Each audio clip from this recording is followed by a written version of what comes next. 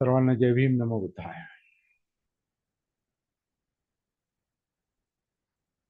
आजचा आपला हा 22वा दिवस आहे. 29व्या पैकी 22वा दिवस आहे. डॉक्टर बाबासाहेबांची जयंती ते बुद्ध जयंती हा जो कालखंड आहे, पिरियड आहे, त्याच्यामध्ये आपण ही जागृतीची कार्यशाळा ऑनलाईन चालवतो आहोत. आणि ऑनलाईन आपली जी कार्यशाळा चाललेली आहे ती अशा प्रकारे चाललेली आहे की असं वाटत नाही आपण ऑनलाईन बसतोय म्हणून. म्हणजे मला वाटेल, मला असं वाटतं की आपण समोरासमोरच बसलेलो आहोत आणि समोरासमोर चाललेलं आहे असं मला वाटतंय आणि मला फील होतंय. त्यामुळं इतर वेळेला मी पाहिलं की ऑनलाईन कार्यशाळा घेताना बऱ्याचदा थोडं ऑड वाटतं. तर ऑड वाटण्याचं कारण एक आहे की आपण ऑनलाईनमध्ये ऑनलाईन वर्कशॉपमध्ये आपण नियम आणि शिस्तबद्धता ठेवू शकत नाही. याच्यापूर्वी नाही ठेवता आली मला. तर त्याच्यातूनच मी शिकलो की आपल्याला थोडी शिस्तबद्धता पण पाहिजे. जे रेग्युलर आहेत त्यांनीच यावं, ज्यांना शिकायची इच्छा आहे त्यांनीच यावं, ज्यांना शिकायची इच्छा नाही त्यांनी त्यांचा आपण हे नाही करत, त्यांना आपण नाकारतो किंवा त्यांचा द्वेष करतो असं नाही. मनातून इच्छा जर नसेल तर मग आपण निष्कारणच सहभागी होऊन काय होतं की आपली पण कोंडी होते, अरे मला काही समजत नाही काय चाललंय ते. किंवा मग आपल्या मनात काही असे प्रश्न आले आणि आपण मध्येच काही विचारले किंवा दुसरंच काही बोललो तर इतर लोकांचा पण एक थोडासा मूड जातो, हिरमोड होतो थोडा. इतर लोकांचा इंटरेस्ट कमी होतो. तर याच्यामध्ये सुसंगती राहावी म्हणून थोडी शिस्त असणं गरजेचं आहे. वेळेची शिस्त, वेळेवर येण्याची शिस्त, आपण कशा प्रकारे बसलो आहोत, आपलं आपलं मोबाईलची पोझिशन, प्रकाश, आपलं बोलणं, प्रश्न विचारणं, ऐकणं, ह्या सगळ्या गोष्टीचं भान आपल्याला पाहिजे. सतीचा विषय हा नुसता काही हे पहा न ते पहा एवढाच नाही. सती ही व्यापक आहे. सती ही प्रत्येक गोष्टीशी संबंधित आहे. जागृती, भान प्रत्येक गोष्टीशी संबंधित आहे.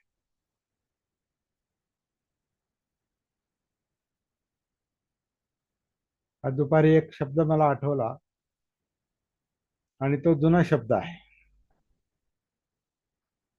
आपण गेल्या 5-7 वर्षामध्ये बरेच शब्द नवीन नवीन ऍड करत करत करत पुढे चाललो. जसं अनात्म आहे, अनात्म अनापान आधी वापरला, सम्यक साधना वापरली, अनात्म अनापान वापरला, म्हणजे अनात्म काया अनापान वापरलं आणि बरेच शब्द आहेत असे. कनेक्टिव्हिटी हा एक शब्द आपण वापरला.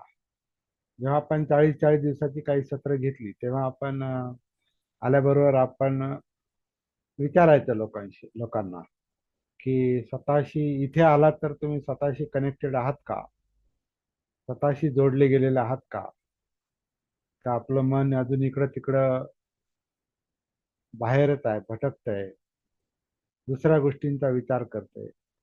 ज्या कामासाठी आपण इथं आलो ते काम सोडून मन दुसरीकडं दुसऱ्या विषयामध्ये गर्क आहे का, व्यस्त आहे का,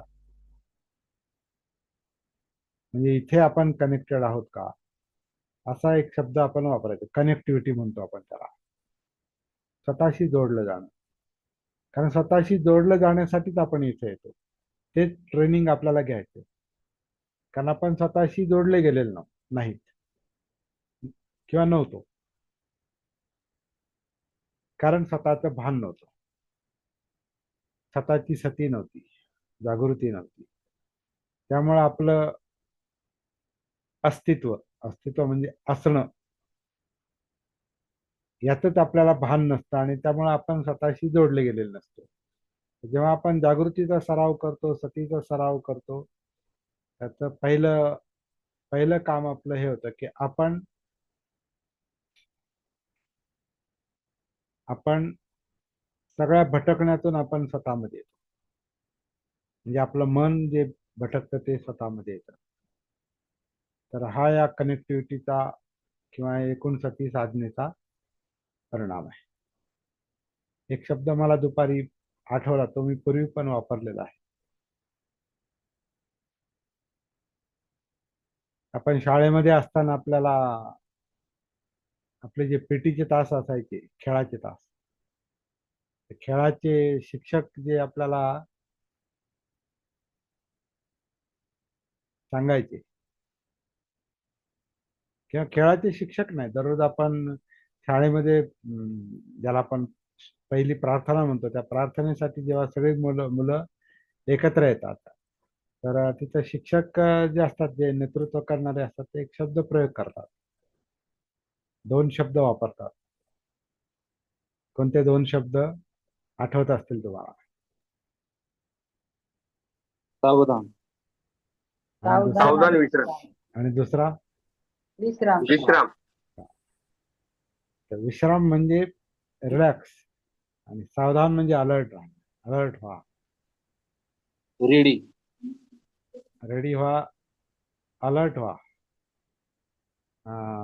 रेडी नाही म्हणतायत, पण अलर्ट म्हणजे कसं की आता भान ठेवा, स्वतःचं भान ठेवा, आपण कुठे आहोत. कारण शाळेची सुरुवात आहे आणि आता प्रार्थना म्हणायची, आणि इथं इथं या, सावधान. तर सती जागृती म्हणजे सावधानताचा. त्या ग्रंथात पण उल्लेख येतो खरं तर. सावधानता आहे.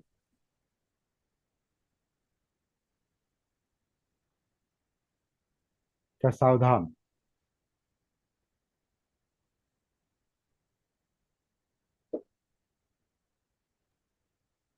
आपल्याला जेव्हा सावधान शब्द मनात येईल, तर तेव्हा आपण आपोआप श्वासाची जोडले गेलो पाहिजे.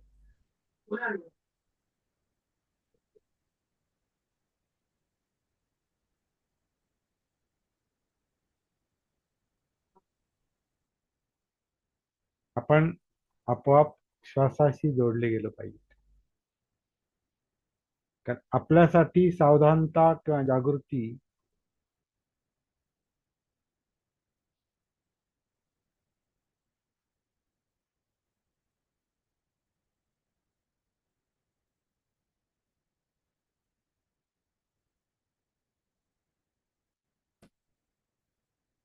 एक मिनिट हा.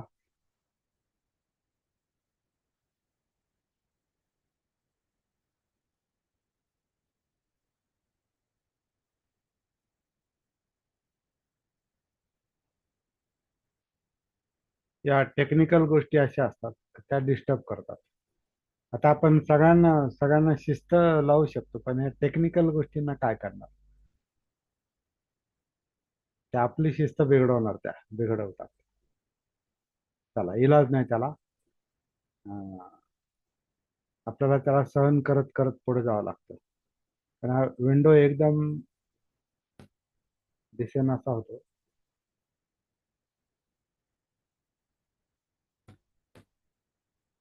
ओके.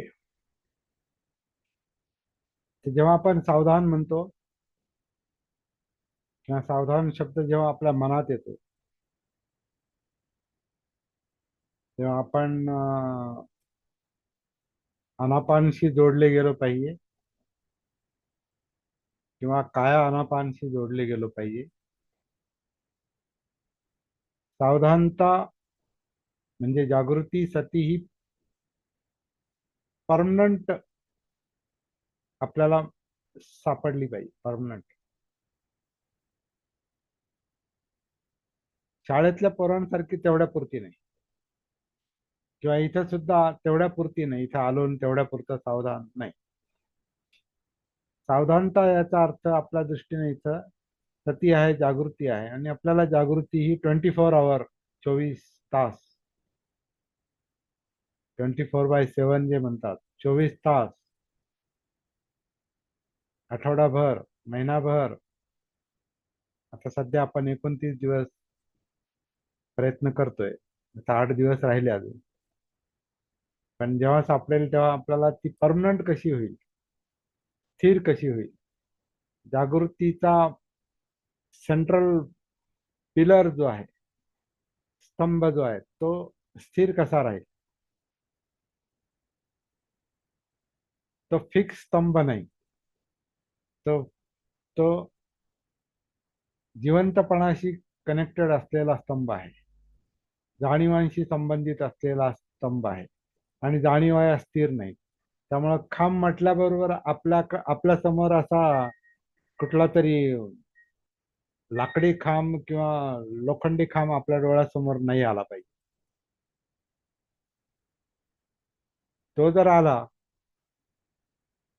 तर मग आपलं काम बिघडू शकतं. त्यामुळं कोणत्याही शब्दाचा योग्य अर्थ काढणं हे फार महत्वाचं आहे. योग्य अर्थ जो आहे हा तर मला वाटतं सेंट्रल पॉइंटच आहे. योग्य अर्थ म्हणजे योग्य शब्द, त्याचा योग्य अर्थ म्हणजेच योग्य विचार. विचार योग्य नसेल, शब्द योग्य नसतील, त्याचे अर्थ योग्य नसेल, तर प्रॅक्टिस पण योग्य नाही. आणि प्रॅक्टिस योग्य नाही तर प्राप्ती आपल्याला योग्य नाही.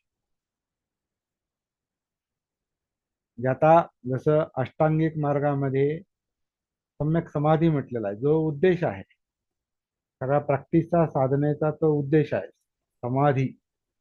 समाधी म्हणजे काय? आपलं सगळं अस्तित्व एकत्र येणं. आपलं बॉडी, माइंड, मन आणि शरीर एकत्र असणं.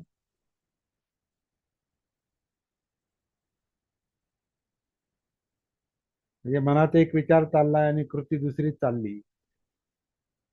भावना एक आहे, विचार तिसरे आणि कृती तिसरी. भावना एक आहे, विचार एक आहे, बोलतो एक आणि कृती चौथी. असं पण होऊ शकतं. म्हणजे आपण सगळे विस्कळीत असतो. आपण म्हणजे आपलं मन विस्कळीत असतं. तर समाधीमध्ये हे सगळं एकत्रित येतं, त्याला समाहित होणं म्हणतात, एकत्र. तर हे जे एकत्रित येणं आहे, जागृतीच्या अर्थानं त्या समाधीचा अर्थ वेगळा आहे. आता ती समाधी जी आहे अष्टांग मार्गातली, त्याच्या आधी सती आहे बघा, म्हणजे जागृती आहे, भान आहे, अवेकनिंग आहे. आणि अवेकनिंग मधून, सतीमधून आलेली समाधी ही सम्यक समाधी आहे, म्हणजे योग्य समाधी आहे. आणि जागरूकता नसताना पण समाधी असू शकते, तर ती सम्यक समाधी नाही म्हटलं, ती मिथ्या समाधी आहे, चुकीची समाधी आहे. तिथं पण मन एकत्र येतं, पण ते विशिष्ट विषयाला धरून एकत्र येतं. त्याला आपण ध्यान म्हणतो, म्हणजे मी तर त्याला ध्यान समजतो. त्या ध्यानाला विषय असतो आणि विषयामध्ये मन असतं, आणि त्याला तो आदेश दिलेला असतो का इथं थांब. सती जागृतीमध्ये आणि त्याला त्याला आदेश दिलेला असतो इथं थांब, आणि ते मन थांबत नाही, ते चित्त थांबत नाही, कारण ते विस्कळीत आहे. ते समाधीमध्ये नाही, ते विस्कळीत आहे. आणि विस्कळीत असल्यामुळे त्याला जरी आदेश दिला की इथं थांब, या विषयावर थांब, हे असं कर, याचं ध्यान कर, असं त्याला सांगितलं, तर काही वेळ ते करू शकते इच्छेच्या बळावर. पण ते त्याला त्याच्या त्याच्या स्वभावाच्या विरुद्ध वाटतं त्याला, मनाला. कारण त्याचा जो दुसरा स्वभाव आहे तो चंचलता आहे, अस्थिरता आहे, पळापळ आहे, अस्वस्थता आहे, अस्थिरता आहे. म्हणजे ते अनेक विषयांमध्ये, अनेक ध्यानांमध्ये अडकलेलं असतं. आणि त्याला ध्यानासाठी एका ठिकाणी या असं म्हटलं जातं. पण ध्यानातून ही सम्यक समाधी नाही मिळत. आणि म्हणूनच सिद्धार्थ गौतमांनी ध्यान साधना सोडल्या होत्या. कारण याच्यातून समाधी मिळते पण सम्यक समाधी नाही मिळत.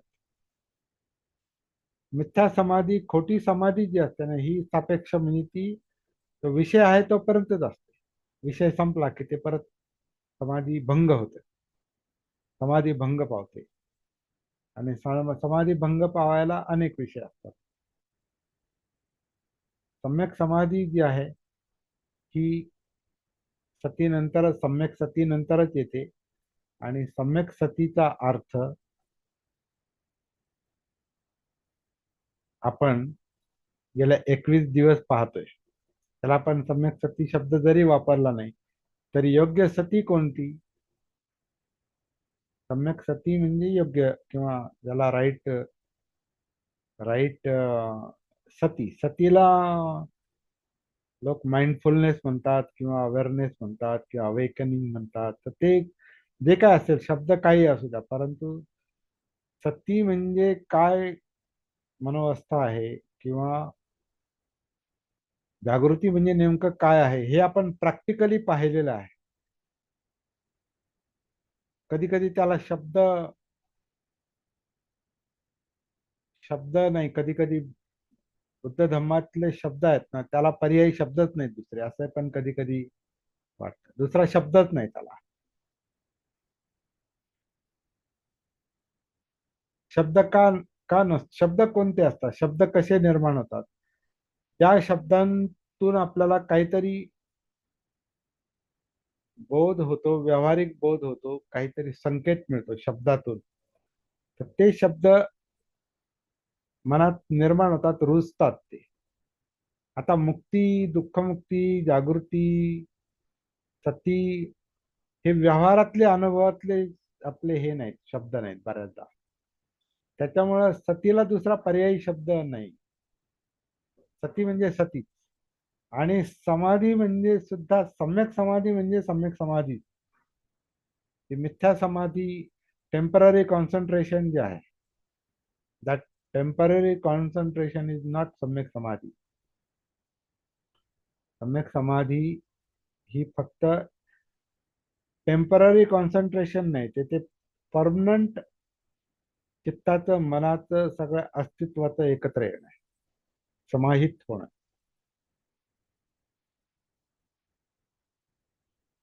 आणि ते परमनंट आहे, त्याला सम्यक समाधी म्हणतात. म्हणजे त्याचं मन जे आहे ते, अशा ज्याला ही प्राप्ती होते, त्याचं मन परमनंटली स्थिर होतं. जो उद्देश आहे परमनंटली स्थिर असणं, म्हणजे त्याच्यात विचलन नाही, त्याच्यात डिस्टर्बन्स नाही.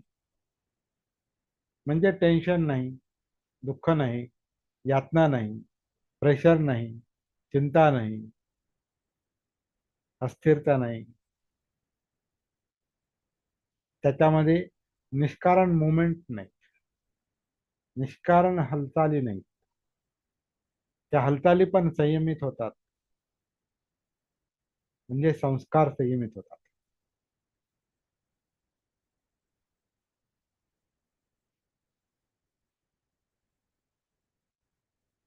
जेव्हा आपण सावधान शब्द वापरतो सतीच्या अर्थाने, जागृतीच्या अर्थाने, तेव्हा या सगळ्या गोष्टीची सावधानता, म्हणजे श्वासाची सावधानता, कायेची सावधानता, जाणीवांची सावधानता, चित्ताची सावधानता, विचार प्रक्रियेची सावधानता, पाहण्यामध्ये सावधानता, ऐकण्यामध्ये सावधानता, गंध, चव, स्पर्श, बसणं, उठणं, चालणं, झोपणं,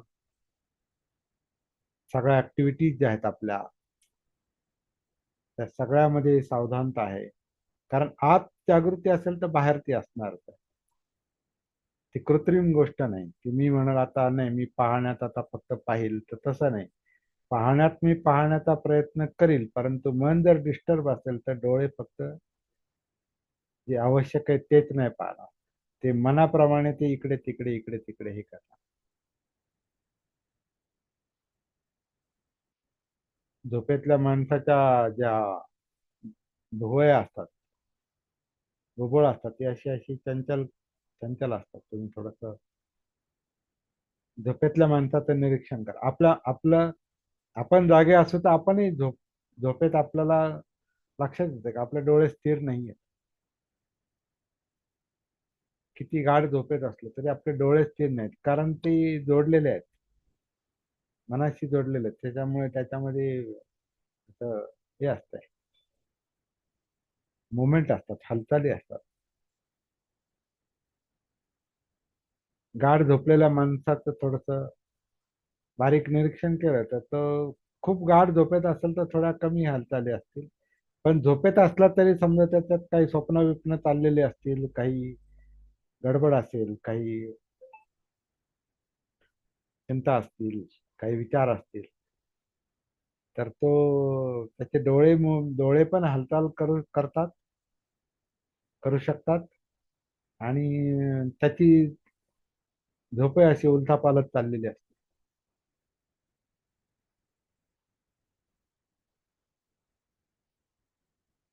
ती जी मनाची स्थिरता, समाधीची अवस्था जी आहे ना, ही परमनंट आपल्याला मिळाली पाहिजे.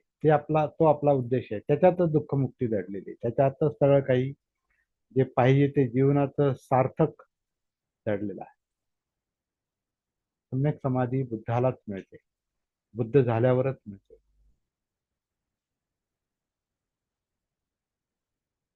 तर त्याची बीजे आपल्या ह्या आत्ताच्या मनामध्ये, चित्तामध्ये दडलेली आहे.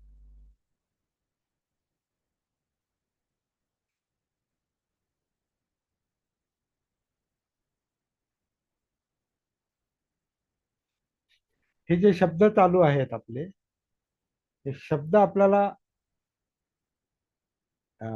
जसं आपण पहिल्या याच्यातच पाहिलेलं आहे, पहिल्या आठवड्यामध्ये हे शब्द संदेश जे असतात ते आपल्याला इनडायरेक्ट सतीचा मार्ग दाखवतात. इनडायरेक्ट सती म्हणजे आपण ते शब्दाच्या आधारे आपण थोडं जागे होतो. जसं आपण बाबासाहेबांच्या संदेशांचा आपण थोडा संदर्भ घेतला, जसं मुक्ती कोण पथे, तर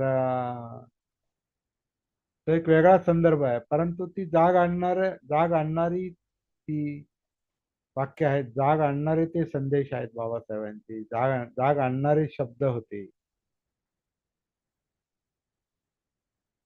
तुम्हाला स्वातंत्र्य आहे काय? तुम्हाला समता आहे काय?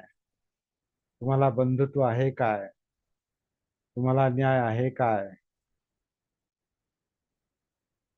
तुमच्यावर अन्याय होतो म्हणजे काय होतो, तर ही माणसाला जाग करणारे शब्द होते. तर ते इनडायरेक्ट सती आहे, ती इनडायरेक्ट जागृती आहे. त्याचे आता आपण जे शब्द चर्चा करतोय, जसं आता सावधानता हा शब्द आहे, तर तो इनडायरेक्टली आपल्याला जाग करतो तो शब्द, जर तुम्हाला त्याचा अर्थ लक्षात आला असेल तर. किंवा कोणताही शब्द घ्या, जर तुमच्या मनात आहे आणि त्याचा परिणाम पहा. ते शब्द इनडायरेक्टली आपल्याला कनेक्ट करतात, भानावर आणतात. आणणारे शब्द असतील तर, आणि चंचलता निर्माण करणारे पण शब्द असतात, विषय असतात. ते पाहण्याचे असतील, ऐकण्याचे असतील, गंध असेल, चव असेल, स्पर्श असेल, विचार असेल, ते सगळे आपल्याला, किंवा चित्तातल्या भावना असतील, ते सगळे आपल्याला डिस्टर्ब करणारे पण असू शकतात. पण सती जागृती जी आहे, हे सगळे डिस्टर्बन्स जे आहे, हा सगळं विचलन आहे, हळूहळू हळूहळू कमी करतं. कसं? ते भानावर आणतं, सगळ्या अस्तित्वाला, सगळ्या गोष्टींना भानावर आणतं. आणि मग त्याच्यातल्या ज्या चुकीच्या गोष्टी आहेत, त्या जास्त डिस्टर्ब करतात, विचलित करतात, त्याच्यामध्ये ते प्युरिफिकेशन होतं असं म्हटलेलं आहे, म्हणजे चित्तशुद्धी. असा टेक्निकल पारंपरिक शब्द जो आहे ना, चित्तशुद्धी आहे. चित्त म्हणजे आता आपण पाहिलेलं आहे, चित्त म्हणजे एक हे पाहिजे ते नको, असं पाहिजे तसं नको. चित्त म्हणजे इमोशन्स आहेत, चित्त म्हणजे लोभद्वेष आहे, चित्त म्हणजे भावना आहेत, चित्त म्हणजे तृष्णा आहेत. इच्छा आकांक्षा तृष्णा आहेत. इच्छा आकांक्षा तृष्णा भावना पेटवतात. चित्ताला अग्नी म्हटलंय.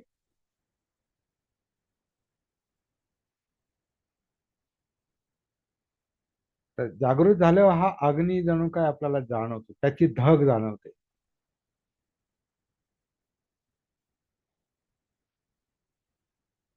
त्या अग्नीमुळे आपलं भाजणं पोळणं आपल्याला जाणवतं.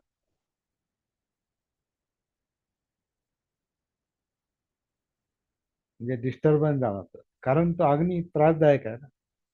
कामाग्नी आहे, द्वेषाग्नी आहे, म्हणजे लोभाग्नी, द्वेषाग्नी.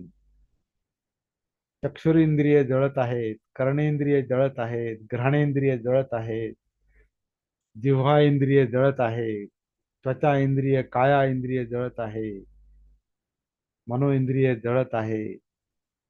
चित्त अग्नीमुळे सगळं काही असं भडकात आहे तो. आणि आपण पाहतो ना, कधी माणूस भडकल्यावर काय कसा करतो. आपण एखादा खूप रागीट माणूस असला, खूप आपण काय म्हणतो, भडकला तो. भडकला म्हणजे काय, त्याचा चित्ताग्नी भडकला, त्याचा विचार भडकले, त्याचं सगळं अस्तित्व भडकलं, आणि त्या भडकलेल्या याच्यामध्ये तो काय बोलल, काय करील, काय कृती करील, काय ऍक्शन घेईल, काही सांगता येत नाही. त्याला जर संयम नसेल तर, त्याला जर सती नसेल तर, भान नसेल, सावधानता नसेल तर,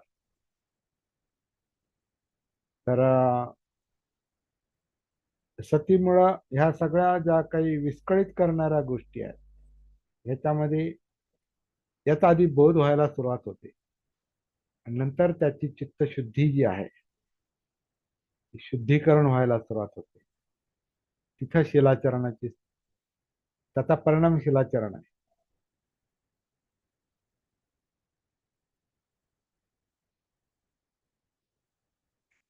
शिलाचरण पठणाचा विषय नाही. शिलाचरण प्रॅक्टिकल विषय आहे, आणि तो शिलाचरणाचा विषय हा कशावर तरी अवलंबून आहे, आणि ते कारण म्हणजे सती जागृती आहे. भान आहे तर शिलाचरण, भान आहे तर चित्तशुद्धी आहे, मनशुद्धी आहे.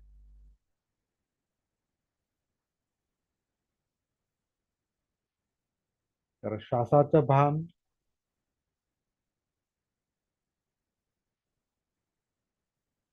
कायेचं भान, त्यातलं एक काम म्हणजे काया आनापान. पण कायेमध्ये आणखीन बरंच काय आहे. त्या कायेतल्या अनेक जाणीवांचं भान. काया ही जिवंत आहे, म्हणजे त्याच्यामध्ये अनेक जाणीव आहेत, फिलिंग्ज आहेत, फील होतं. काही ना काही कुठं ना कुठं फील होतं. तर आता माझं बोलणं मला फील होतं, किंवा बोलता बोलता समजा माझा श्वास जड पडत असेल, तर मला तो फील होतो, मग मला थोडंसं ताठ बसावं लागतं. किंवा थोडासा मी असं वाकलो तर मग श्वास कमी पडत असेल, त्यामुळे मग बोलणं जड होतं, मग थोडंसं ताठ बसावं लागतं. किंवा बोलताना कसा कोरडा पडतो तो, तर ते कोरडा पडणं जाणवतं.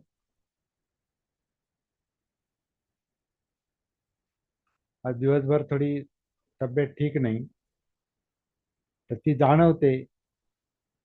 तब्येत ठीक नव्हती म्हणून बोलण्यामध्ये ऊर्जा नाही, शक्ती नाही, ते जाणवतं.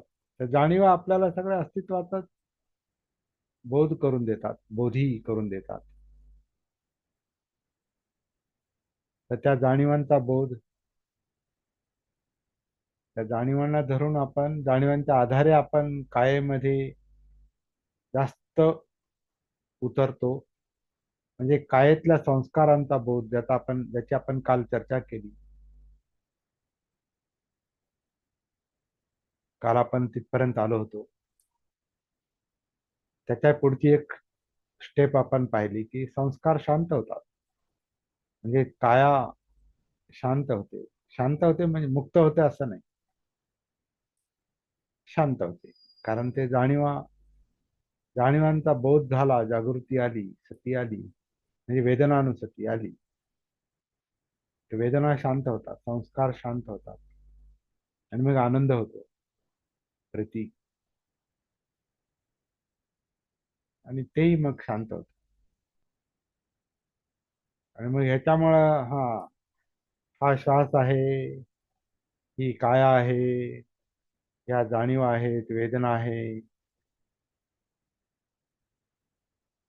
त्याच्या पुढे आपण गेलो तर जाणीवांना डिस्टर्ब करणार जे चित्त असतं,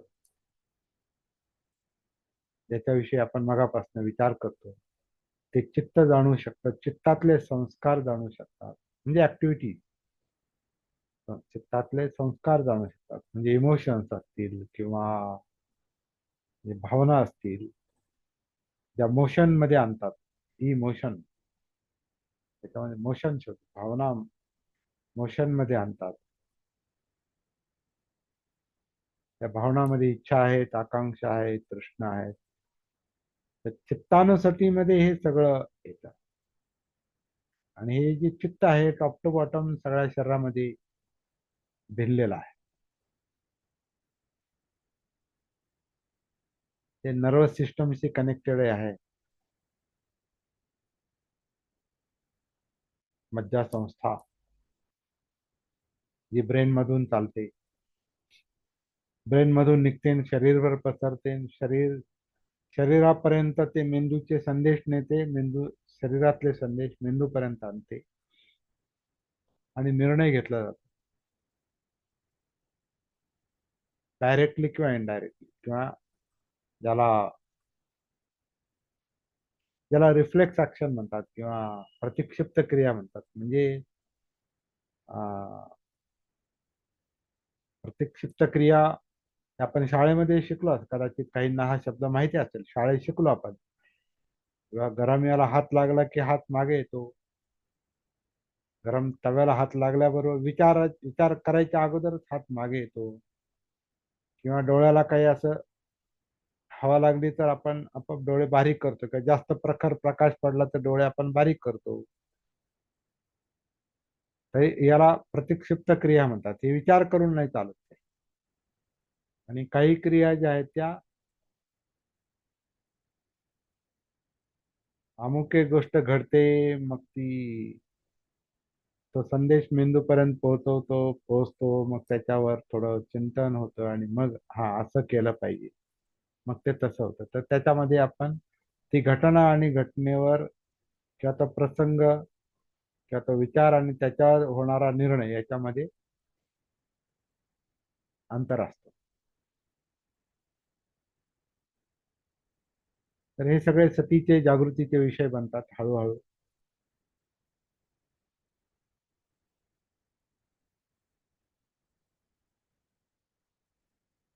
थोडा पुढचा शब्द सांगून टाकतो आणि थांबतो. चित्त, चित्त, विस्कळीत चित्त, चित्तातले संस्कार, चित्ताचा अनुभव जो आहे, चित्त संस्कार ज्याला म्हटले, तो चित्त संस्कार आपल्याला जाणवतात, आणि ते शांत होतात. मग ते चित्त एकत्र येतं असं म्हटलेलं आहे. समाहित होतं, समाधीमध्ये यायला सुरुवात होते. एकत्र येतं, आणि तो अनुभव येतो. जर आपण भानावर असू, सतीमध्ये असू, सावधान असू, जागृत असू, तर तो अनुभव येतो.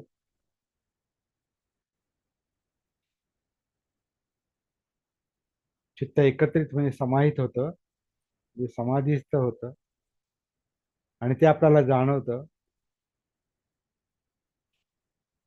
ते समाहित होत आहे हे जाणवतं. आणि पुढे असं म्हटलेलं आहे की चित्त मुक्त होतं, म्हणजे क्षणभर काय ना चित्त मुक्त होतं. तर चेतो विमुक्ती म्हणजे चित्तमुक्ती म्हणजे दुःखमुक्ती आहे. तर थोडा थोडा अनुभव यायला सुरुवात होते. परिपूर्ण अनुभव हा सम्यक समाधीमध्ये येतो, किंवा बुद्ध झाल्यावरच येतो. त्याला बुद्ध होणं, अर्हत होणं, निब्बाण प्राप्ती, निर्वाण प्राप्ती वगैरे अनेक शब्द आहेत. तर ते आपण डोक्यात घेण्याची काही गरज नाही. आपल्याला तिथं जेव्हा जाऊ तेव्हा दिसेल ते हे आहे. मुंबईत उतरल्यावर किंवा सागरात उतरल्यावर आपल्याला कळेल हा सागर आहे, हा म्हणजे मुंबई आहे. गाडीत बसल्या बसल्या त्याचा विचार करायची गरज नाही. पोहोचल्यावर बघू. जो पोहोचायच्या आधीच विचार करतो तो विचाराने तिथं असतो आणि प्रवास त्याचा थांबतो. प्रवास करताना प्रवासच करायचा. आपण जिथं आहोत, वर्तमानात जिथं आहोत, तिथंच तिथंच आपल्याला त्यातच आपल्याला भान पाहिजे. त्याला सती म्हणतात, वर्तमानाची जागृती. ती जागृती निसटली का मन लगेच मुंबईला जाईल, सागरात जाईल, चंद्रावर जाईल, विषांमध्ये जाईल, भरकटायला सुरुवात होईल.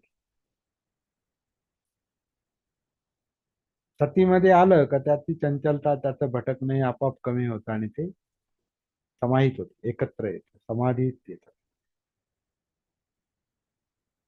समाधीत आल्यावर ते कळतं हे समाधीत येतंय, थोडस आलंय. आणि त्याला विमुक्त होतंय असे पण शब्दप्रयोग आलाय पुढं. चित्त विमुक्त होतं. आता चित्त विमुक्ती म्हणजे संपूर्ण विमुक्ती नाही. जे विमुक्ती ह्या आनापानसती सुत्ताच्या शेवटी जी सांगितलेली आहे, तिथे 4-5 ओळी पहिल्यांदा सांगितल्या ना आपल्याला. आनापानसती महाफलदायक होते. आता मी त्याला काय आनापानसती म्हणतो. पुस्तकात आनापानसती शब्द आला, मी त्याला काया आनापानसती म्हणतो. तर काया आनापानसतीची भावना महाफलदायक होते. तर ती काया अनापानसतीची भावना 4 सतीपट्ठाणांना परिपूर्ण करते. काया वेदना चित्त मनोधम्म, त्याची सती त्या 4 सतींना ती परिपूर्ण करते. कायानुसती, वेदनानुसती, चित्तानुसती, धम्मानुसती म्हणजे मनोधम्मानुसती यांना परिपूर्ण करते. आणि 4 सतीपट्ठाणांची परिपूर्णता साध्य झाली की सप्तबोध्यांग पूर्ण होतात. सप्तबोध्यांग म्हणजे हे डेव्हलपमेंटल मॅप आहे. आपली विमुक्तीच्या दिशेनं, विद्या आणि विमुक्तीच्या दिशेनं कशी वाटचाल होते हे सांगणारे ते 7 टप्पे आहे, सप्तबोध्यांग. बोधीची 7 अंग असं म्हटलेलं आहे. तसं ती धम्मविचय, वीर्य, प्रीती, प्रश्रब्धी, समाधी आणि उपेक्षा. तर ते उपेक्षा म्हणजे अनात्मा आहे माझ्या मते. तर त्याचा अभ्यास आधीपासून सुरुवात करायचा म्हणजे नंतर अडचण येत नाही.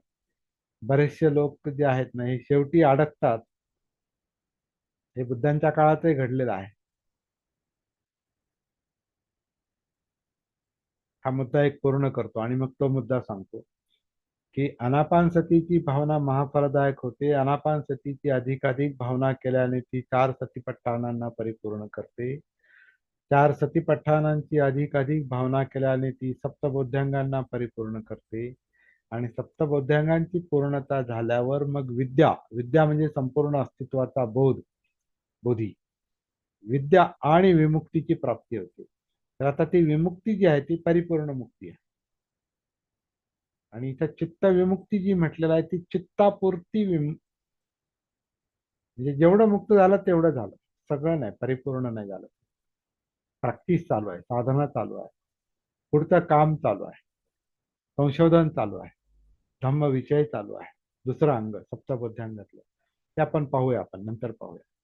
तर जर आपल्याला चित्तसंस्कार जाणवले आणि चित्तसंस्कार शांत झाले आणि चित्त थोडस टेन्शन मधून, प्रेशर मधून मुक्त होतंय, विमुक्त होतंय असं जर जाणवलं तर हा तिथे सतीनं आपल्याला हे जाणवतं, हा आपण इथपर्यंत आलो, चित्त विमुक्त होत आहे हे जाणवतं.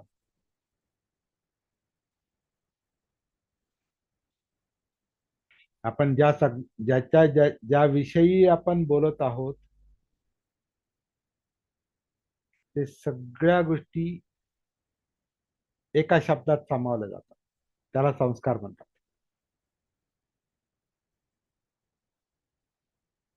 तर मग संस्कार जाणवतात. म्हणजे शाळा स्थापन हे संस्कारच आहे, संस्कार आहे तो. कायेतला. कायेत वेगवेगळ्या ऍक्टिव्हिटीज चालू आहेत, ते संस्कार आहेत. जाणीवा, वेदना हे संस्कार आहेत. चित्त संस्कार आहेत. विचार संस्कार आहेत. हे सगळं संस्कारित अस्तित्व आहे. सब्बे संखारा, सब्बे संखारा अनिच्चाती, सब्बे संखारा दुःखाती. हे जे बुद्धाने शब्द वापरले ते संपूर्ण अस्तित्वाला धरून आहे. जे जे काही आपल्याला जाणवतं ते संस्कारच.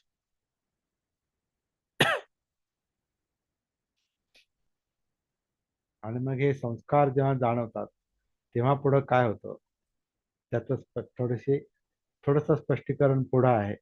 काही शब्द पुढं आहेत. सध्या आपण 8:46 झाल्यामुळे आपण पुढे जाणार नाही.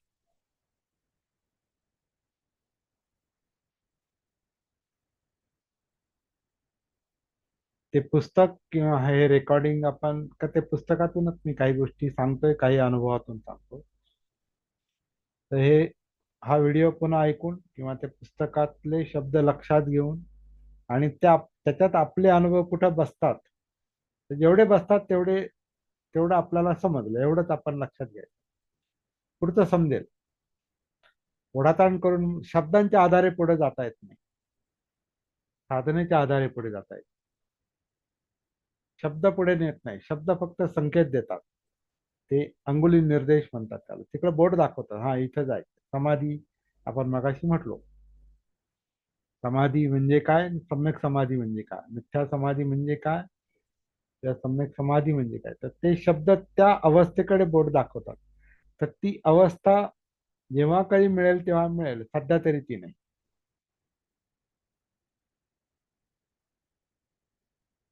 जर असेल तर चांगलीच गोष्ट आहे. बाकी काय काम राहिलं नाही मग आपलं. पण समजा नसेल तर जिथं आहोत ते स्वीकारायचं. इथपर्यंत आलोत आपण. हे काम सती करते, जागृती करते. भान, सावधानता, प्रकाश आहे. सतीचा, जागृतीचा प्रकाश आहे. इथे मी थांबतो आणि तुमच्यासाठी मी वेळ देतो. प्रवासाशी तुलना करू आपण. समजा मी नगरहून मुंबईला निघालो. मला कोणीतरी सांगितलंय मुंबईवरून नगरहून मुंबईला पोहोचेपर्यंत तुम्हाला आधी भाळवणी गाव लागेल, मग टाकळी लागेल, ढोकेश्वर टाकळी लागेल, मग पुढे काय आण्या लागेल, मग आळे फाटा लागेल, मग टोकावडं लागेल, खाली मग तो ओतूर लागेल, टोकावडं लागेल, मग मुरबाड लागेल, आणि मग कल्याण येईल. आणि मग तुम्ही कल्याणला उतराल तुम्ही. एवढी आता मी ही सगळी स्टेशन शब्द डोक्यात आहेत माझ्या. पण जेव्हा टाकळी ढोकेश्वर येईल तेव्हाच मी म्हणेल हा हे टाकळी आली. टाकळीचा विषय माझ्या डोक्यात आधी असून काही उपयोगाचा नाही. जेव्हा ती टाकळी येईल तेव्हाच ती टाकळी आली, किंवा मुरबाड आलं, कल्याण आलं, पोहोचलो. त्याच्यामुळे शब्द तेव्हाच लक्षात येतात जेव्हा आपल्याला अनुभव येतो. खरे शब्दांची जाण जी आहे, बोध जो आहे, बोधी जो आहे ना, ती जाण आपल्याला त्या अवस्थेत गेल्यावर, त्याची प्राप्ती झाल्यावरच तो शब्द कळतो. तोपर्यंत कळतच नाही. तोपर्यंत तो फक्त शब्द असतो. It is dead knowledge, it is dead experience. मृत शब्द, शब्द म्हणजे गोठलेलं ज्ञान म्हणतात. काही लोक म्हणतात शब्द म्हणजे गोठलेलं ज्ञान आहे. आणि अनुभव हे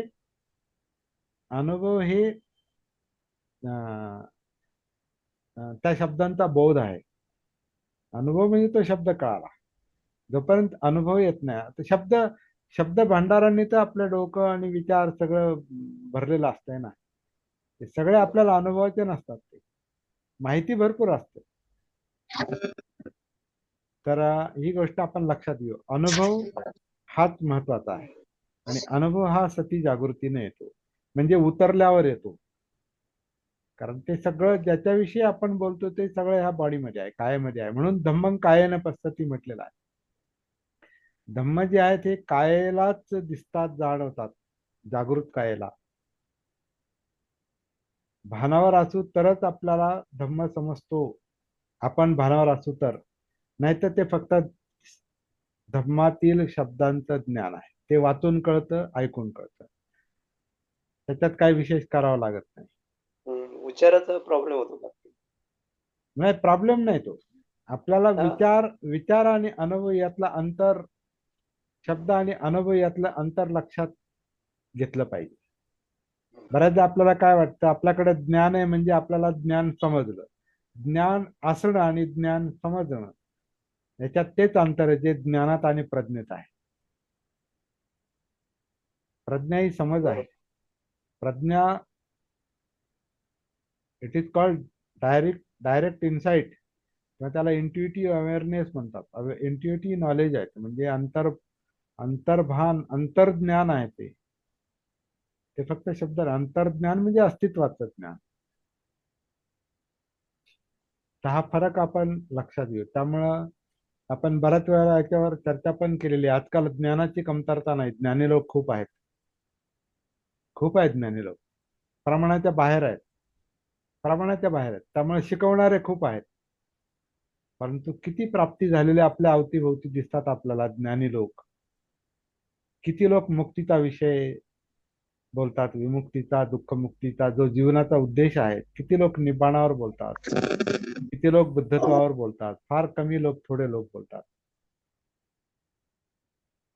तर हे आपल्याला लक्षात घेतलं पाहिजे. त्रिभुवन सर बोला. धन्यवाद सर. जे लोक प्रॅक्टिस शिकवतात त्याच्यामध्ये एक एक कोणीतरी असं सांगतं, always always keep beginners mind. Always have beginners mind. म्हणजे आपल्याला काही माहिती नाही, इथून सुरुवात करा. आपल्याला काही कळत नाही, काय माहिती नाही. बिगिनर्स माइंड म्हणजे काय? म्हणजे सुरुवातीला जिथे आपण म्हणजे अनभिज्ञ असतो, शून्य असतं, काही माहिती नाही आपल्याला. म्हणजे आता समजा आपण आनापानला सुरुवात केली किंवा काय आनापानला सुरुवात केली ना, तर मागचे अनुभव विसरून जा, सोडून द्या ते. आत्ता वर्तमानातला श्वास बघा, कारण वर्तमानातला श्वास याच्या आधी कधीच पाहिला नाही. वर्तमानातलं काया अनापान याच्या आधी आपण कधीच पाहिलं नाही. काल आपण एक मुद्दा बोललो की एकाच नदीत आपण दोनदा कधीच उतरत नाही. एकाच नदीत आपण दोनदा कधीच उतरत नाही. तसं एकाच श्वासात आपण दोनदा, एकाच आनापान सतीमध्ये दोनदा कधी जात नाही आपण. एका वेळेला एकदाच जातो. त्यामुळे मागं काय केलंय ते लक्षात घ्यायचं नाही. आत्ता वर्तमानामध्ये ही काया आतून आत श्वास घेते, बाहेर सोडते. म्हणजे काय चाललंय, काय घडतंय, काय होतंय वर्तमानामध्ये, प्रेझेन्स मध्ये, हाच सतीचा विषय आहे. कारण भूतकाळ नावाची गोष्ट नाही, तो होऊन गेला. भविष्यकाळ अजून आला नाही. जे काही चालू आहे ते वर्तमान आहे. त्यामुळे वर्तमानातला श्वास, वर्तमानातली काया, वर्तमानातल्या जाणीवा, वर्तमानातलं चित्त, वर्तमानातले विचार, हाच आपला सतीचा विषय आहे. हा, सुनील साळवे सर बोला. तर आवाज खूप खरखर वाजतोय. हा, ते संदीप त्रिभुवन सरांच्या घरातला आहे. हा बोला सर. सुनील साळवे सर बोला. हा, जय भीम सर. जय भीम. सर, शब्द म्हणजे एक संज्ञा आहे. म्हणजे त्या संज्ञेचं जे इंटरप्रिटेशन किंवा समज प्रत्येकाचे वेगवेगळे राहू शकते. त्यामुळे एकच गोष्ट ही प्रत्येकाला वेगवेगळी भावते असं वाटतं. गोष्ट तीच आहे.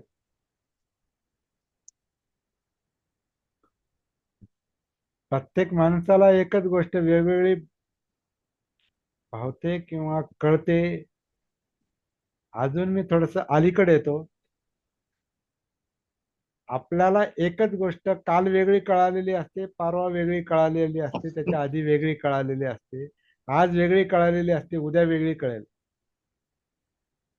व्यक्ती तितक्या प्रकृती हे तर बरोबरच आहे. प्रत्येकाची समज वेगळी आहे हे बरोबर आहे. पण आपली सुद्धा व्यक्तिगत समज ही काळानुसार बदलत जाते, बदलते.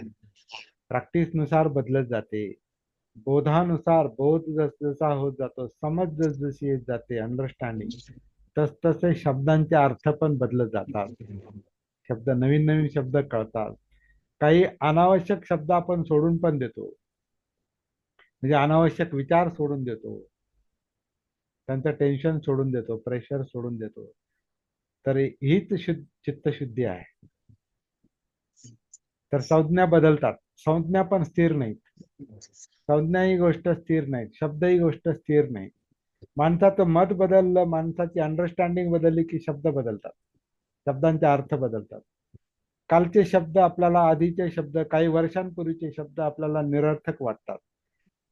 आपण ते डोक्यात घेत नाही किंवा उच्चारतही नाही. एक साधी गोष्ट सांगतो, आपल्या व्यवहारातली गोष्ट सांगतो. लहानपणी दिलेल्या शिव्या आज आपण देतो का?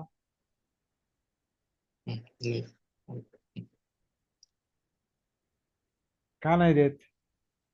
त्या शिव्यांचा त्यावेळेची जी मानसिकता होती ती आज नाहीये. त्यामुळे त्या शिव्या आपण जरी लक्षात असल्या तरी त्या तोंडात येत नाहीत, बोलणार नाही आपण, कारण आपली समज बदललेली आहे.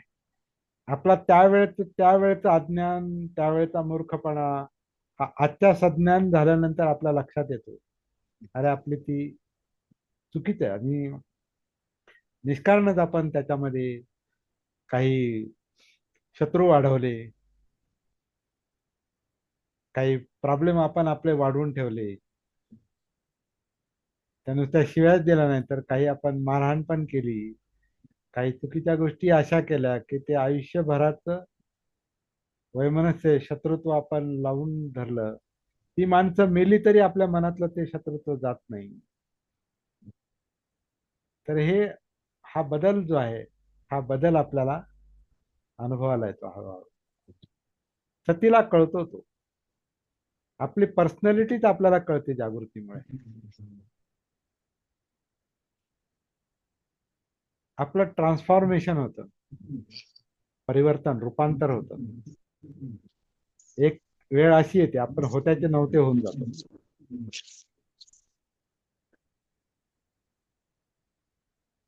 म्हणून आपण जसजसं पुढे जातो आणि मागे वळून पाहतो तर ते आपणच का, असा प्रश्न पण आपल्याला पडू शकतो. त्याच्यामुळे काही कल्पना करायची नाही स्वतःविषयी, आता मी असा असेल आणि तसा असेल. जे असेल ते असेल, बघू. सध्या वर्तमानातली प्रॅक्टिस करत राहायचं, दॅट्स ऑल. मागच्या चुका सोडून द्यायच्या. मागच्या चुका आपण मुद्दाम नाही केल्या. दॅट हॅपन, ते घडलं, ते मुद्दाम नाही घडलं. अविद्येमुळे घडलं, भान नसल्यामुळे घडलं, सती नसल्यामुळे घडलं. त्याच्यामुळं मिस्टेक्स ज्या आहेत त्याने खचून जायचं नाही. त्याचं भान ठेवलं की त्याच्यामध्ये आपोआपच सुधारणा होणार आहे. म्हणून बुद्धाला अंगुलीमालामध्ये अपराधी नाही दिसला.